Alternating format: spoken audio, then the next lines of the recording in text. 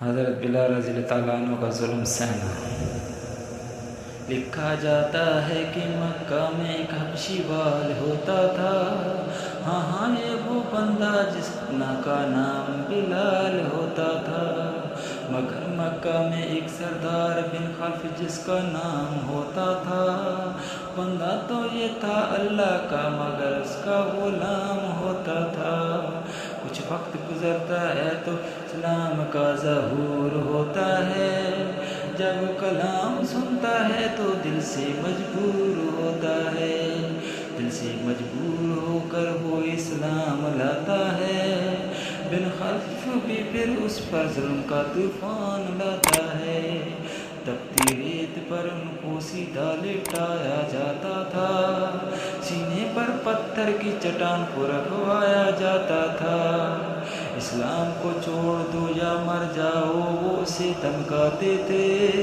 مگر بلال تھے کہ وہ اور زیادہ جوش میں آتے تھے، بن خلف صداؤں میں پورا زور لگاتے تھے، مگر بلال بھی آہت آہت کا شور مچاتے تھے۔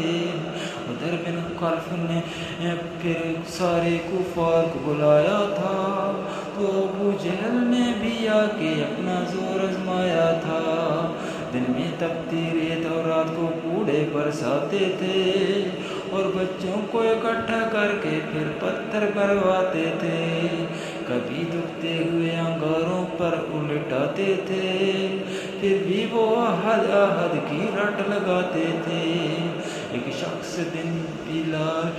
سے تنگ آ کر کہتا ہے، او بلال آخر اتنا ظلم تو کیوں کر سہتا ہے، اسلام تیرے کس کام کا تو اسے چھوڑتا کیوں نہیں،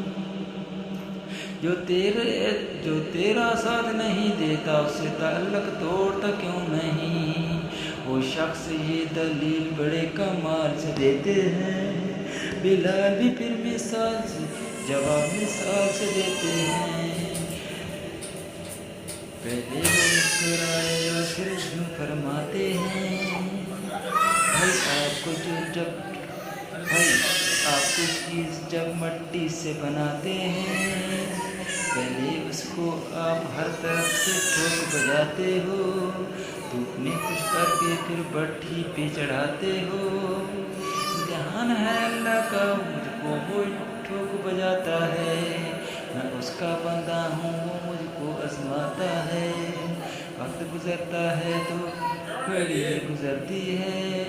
صدیق گزرتے ہیں مظلوم پہ نظر پڑتی ہے، وہ فرماتے ہیں اے بن خلف کیا یہ غلام بیچنا ہے، صدیق فرماتے ہیں